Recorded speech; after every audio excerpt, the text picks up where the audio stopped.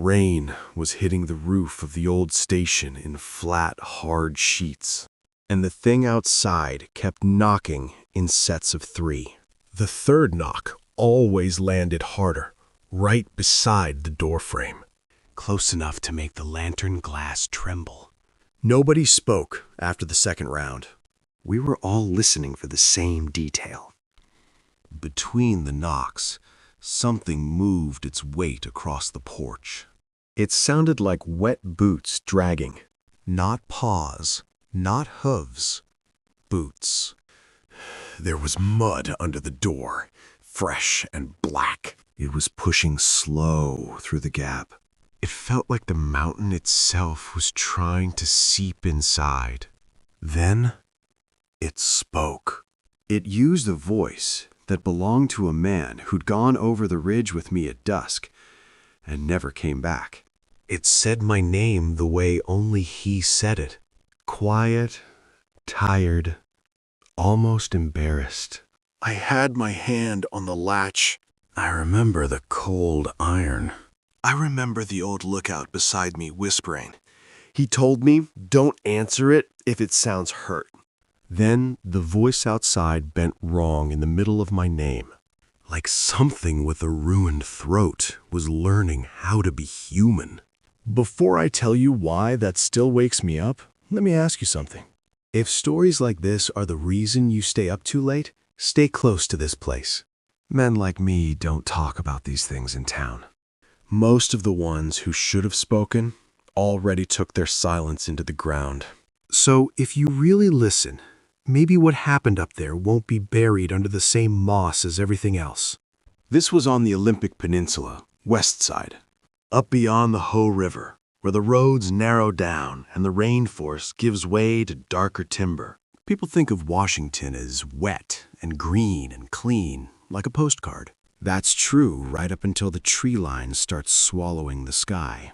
Then it becomes another country. Ravines so steep that sound falls into them and never quite comes back right. Weather doesn't move through the land here. It settles into it. Rain sits in bark. Fog hangs under branches. Nothing ever feels fully dry. Not the cabins, not the blankets, not your lungs. I was a seasonal ranger back then, 29. Not yet old enough to know the difference between fear and arrogance. They look a lot alike when you're tired. Before I get into why that night still wakes me up, let me ask you something. If the woods ever felt a little too big at night, you might want to stick around. Guys like me don't usually talk about this stuff. This all happened out on the Olympic Peninsula, way past where the roads narrow down. People think Washington is just wet and green, like a postcard.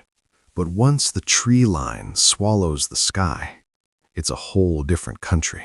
I was 29 back then, a seasonal ranger who didn't quite know the difference between fear and arrogance. We worked out of this old cedar cabin right off a switchback trail. It was just us, a radio mast, and a whole lot of empty woods. That summer ended wrong. Usually the season taps out with the normal stupid stuff, like twisted ankles or lost tourists. But that year, people started going missing in ways that just didn't make any sense. It got up to 5 missing.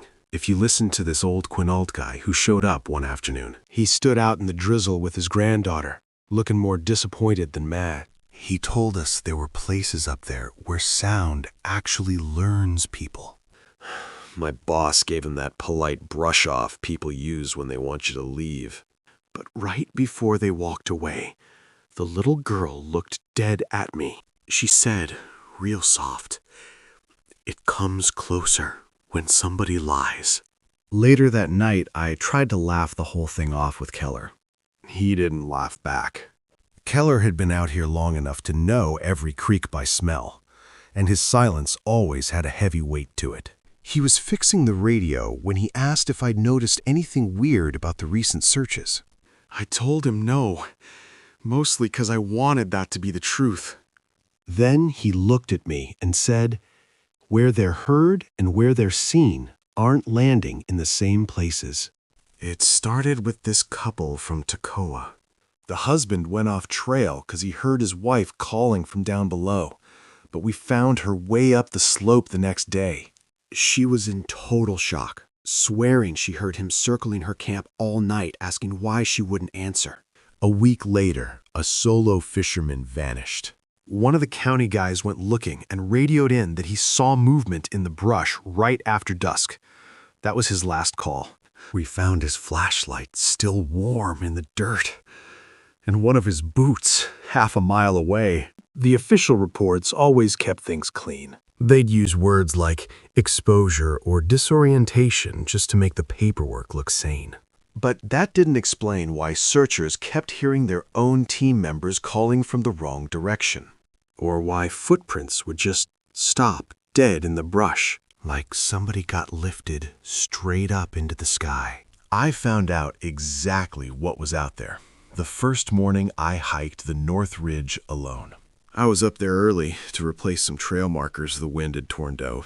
The fog was still pooling low between the trunks. The whole forest had that muffled, heavy feeling it gets after a long night of rain. I'd just crossed a washout and was following some elk tracks. Suddenly, I heard a sharp whistle right behind me. 2 short notes.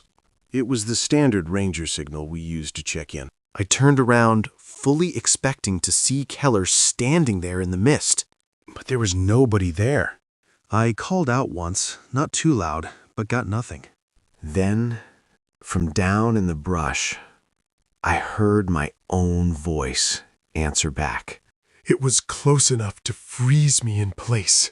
But the rhythm was completely wrong, like something was just trying on the words. I wish I could tell you I was brave, but I wasn't. I backed up slow, never taking my eyes off the bushes.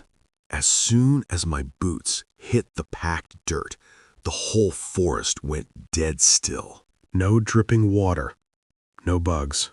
Just a heavy pause, like the woods were waiting for me to answer. I didn't tell anyone about what happened that day, not even Keller.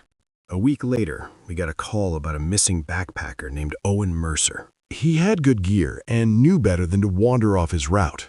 But another hiker reported hearing someone shouting from a ravine near dusk. Just a voice breaking, like they were falling further away. Keller and I geared up and headed out with a volunteer lookout named Amos Rusk. Amos was an old-timer, rail-thin with pale eyes that looked right through you. He knew things about these mountains. Things the Park Service preferred to ignore just to save on paperwork. We hiked up into the timber and found Owen's campsite. His tent was still pitched, and the stove was dead cold. It looked like he'd just stepped away for a second.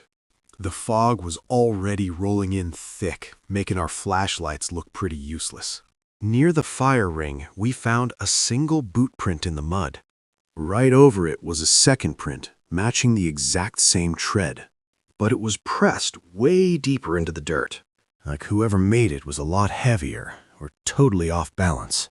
Keller just crouched over it for a long time. Amos didn't even look at the tracks.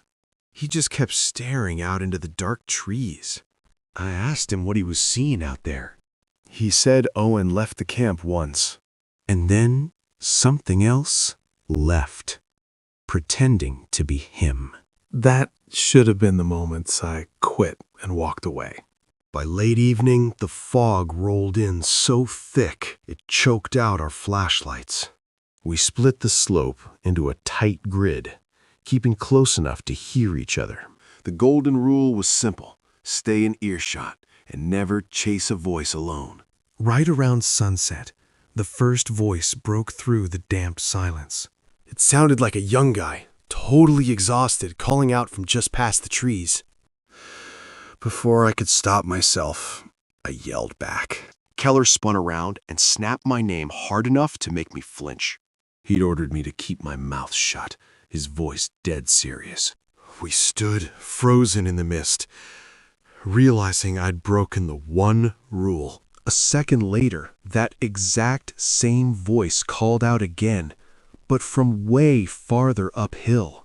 Amos muttered something under his breath and spat into the wet ferns. We held our ground, feeling the heavy silence pressing in on us. Then the call came a third time, and it's the part I still replay.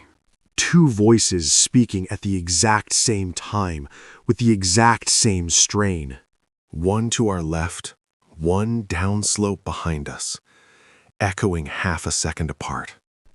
We pulled back to the station right after dark, totally abandoning the search. Even Keller knew the mountain had completely turned on us. On the hike back, Amos stayed so close, his sleeve kept brushing mine. When we finally hit the porch of the station, Amos refused to go inside. He kept his rifle up and circled the whole cabin with his flashlight. The rain was starting to come down hard, slicking the wood. Once Amos finally stepped inside and we bolted the door, he started talking. He told us there was an older, darker story tied to that specific ridge. About a search crew that vanished near an old shelter during a winter storm. He said the searchers back then found tracks leading toward the shelter from 3 directions, but the tracks leaving the shelter went out in 4. After that, crews stopped using the upper route, and the maps were quietly changed. Keller looked up and asked Amos why he'd never mentioned this history before. Amos stared right back at him for a long, heavy second. He said that saying a thing out loud gives it a way to follow you home. The storm hit us just after midnight. It didn't even sound like weather anymore, just the mountain trying to tear the cabin apart. Amos sat by the window with his rifle, while Keller just stared at his maps. I was standing right by the door when it happened. 3 heavy knocks against the wood. Then, just dead silence. It froze all the air right out of the room. Keller stood up slow from the desk. Amos didn't move an inch. Then it knocked again. 3 more times, hitting so hard the lantern glass actually shook. Then a voice called out from the porch. It was Owen, the missing kid. He was begging us to open the door, saying his ankle was busted. He sounded so miserably human. Instinct just took over, and I reached for the latch. Before I could even touch the iron, Amos was on his feet. He grabbed my wrist with this terrifying, desperate strength. He pulled my hand back and just stared at me. He didn't yell. He just whispered one word. Listen. So I held my breath and listened past the rain. Underneath the wind, I finally heard it. There was a second sound, pressed right up against the wood. It was this low, wet whispering. Like an echo that had its own lungs repeating everything the kid said. Keller stepped up and called through the door. He asked the voice a security question from the permit file. Town of residence. Without missing a beat, the voice outside said, Portland. Keller's face got real tight, and he laid a trap. He asked what color the ranger tape was down by the creek crossing. Outside, the crying just stopped. There was this long, agonizing pause. Finally, the voice answered. Red. It was blue. Keller just looked at us. Without a word, Amos leaned over and blew out the lantern. The whole room just vanished. The room vanished into pitch black. Whatever was out there didn't like that.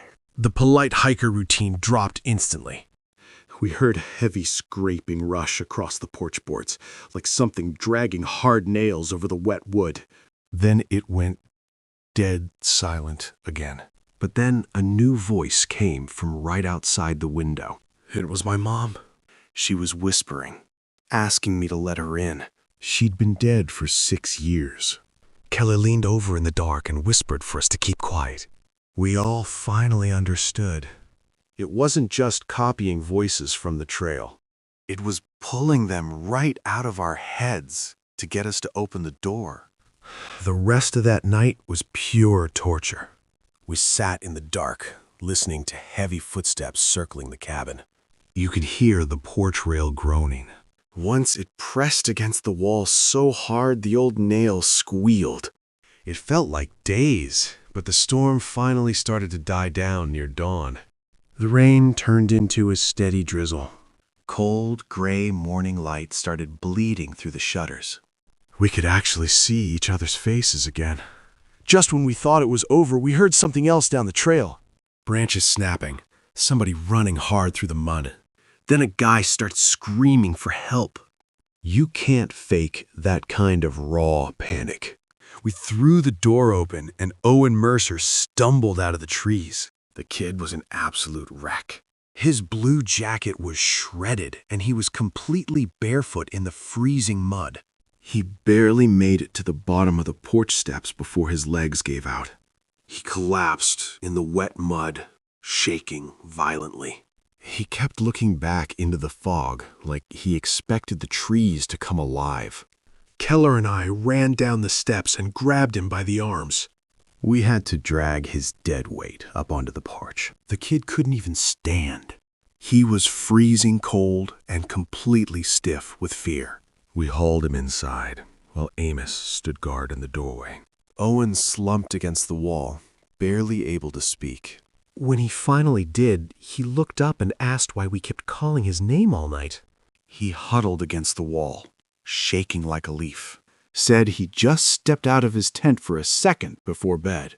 That's when he heard Keller's voice, calling from the dark, telling him the trail was rerouted, pulling him deeper into the timber. He said the voices were everywhere. Below him, above him, sometimes whispering right in his ear. When he finally stopped answering, they got angry. He said something paced him just out of sight. Every time he crossed water, it would stop on the opposite bank and just wait. By midnight, he knew better than to make a sound.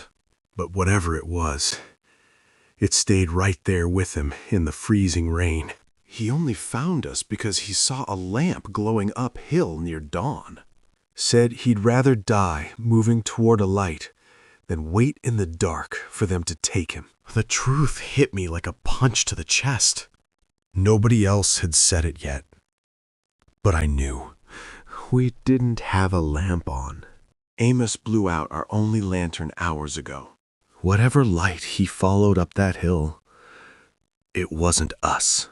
I looked over at Keller, feeling the blood drain right out of my face.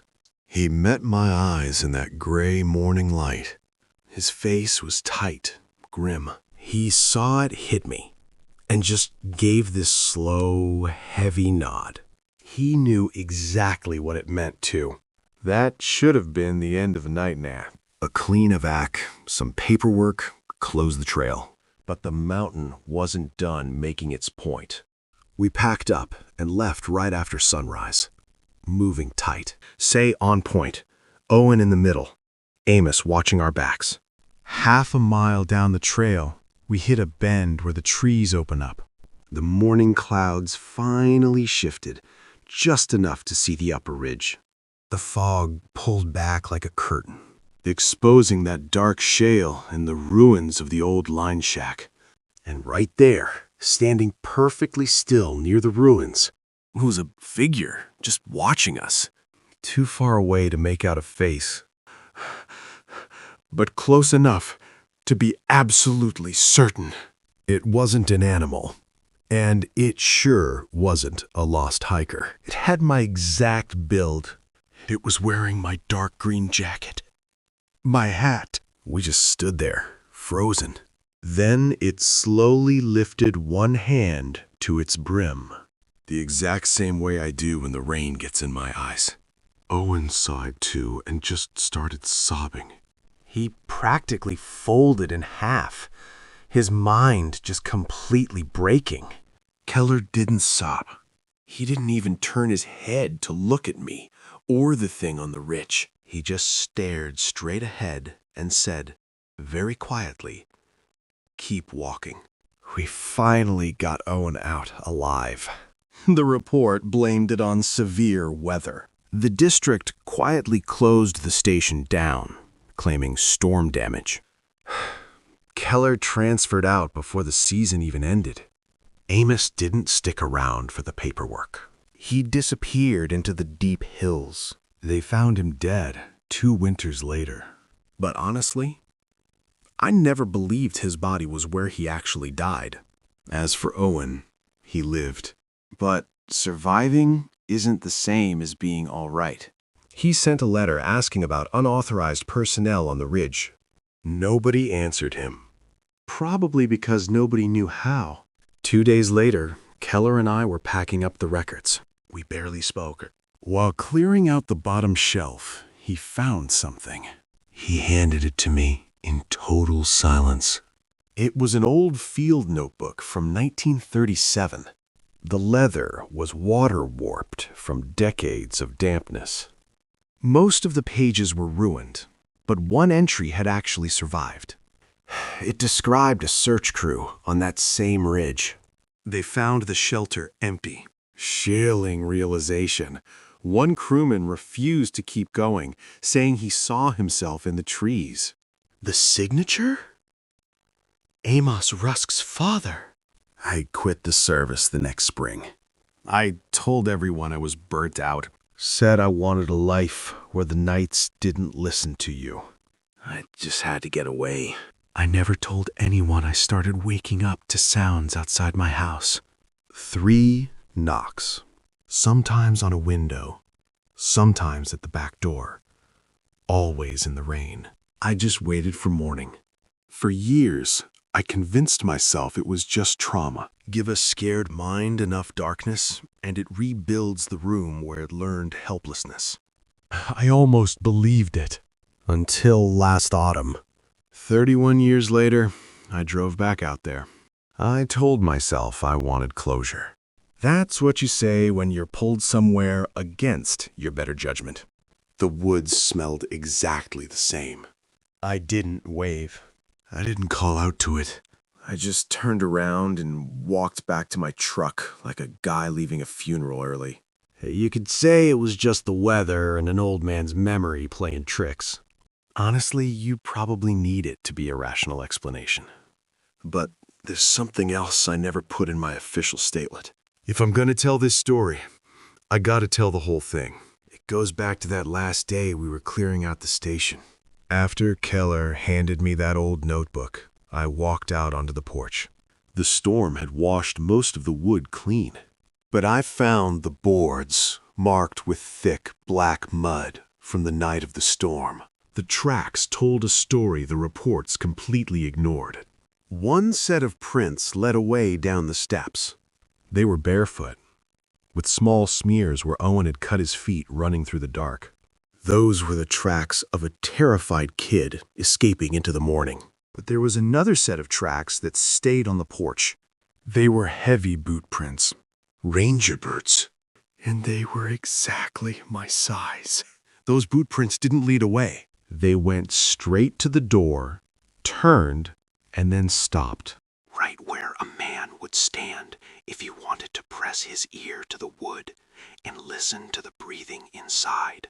That's the realization I carried out of the Olympic Peninsula. The understanding that something on that ridge didn't want our flesh as much as it wanted our place.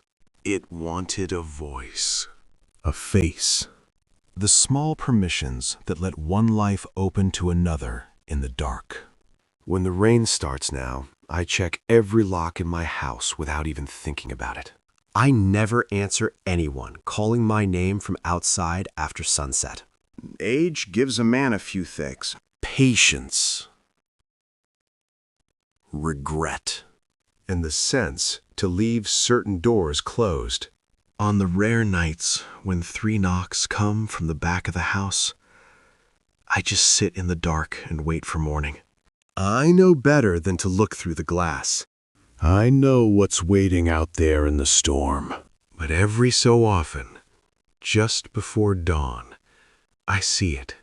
A figure at the tree line, with one hand lifted to the brim of a ranger hat, standing perfectly still in the rain. It's just waiting for me to finally recognize my own silhouette under the dripping branches. I don't wave back. I don't open the door. I just stand there and let the cold seep into the glass. It's not just a memory playing tricks on me. It's a promise. Eventually, the fog rolls back in. The shape just dissolves into the dripping branches like it was never there. But I know it's still waiting. You can lock every door you have. You can move as far away from the tree line as the roads will take you. But once the woods know your name, they don't forget it. People think of this state as just green and beautiful. A nice picture on a postcard. They don't understand what happens when the tree line swallows the sky. Up on that ridge, the moss is slowly burying the old foundations, burying the history, burying the men who took their silence into the ground. The official reports will always stay clean. They'll blame the weather, or the terrain, or disorientation. They need the paperwork to look sane. But men like me, we know better. We know there are places where the natural world just gives way to something else. Something that learns how to be us. So if stories like this are the reason you stay up too late, if the woods have ever felt bigger at night than they did in the daylight, stay close to the light. Don't answer a voice calling your name from the dark. And if you hear 3 knocks in the rain, just sit in the dark and wait for morning. Because some doors are meant to stay closed.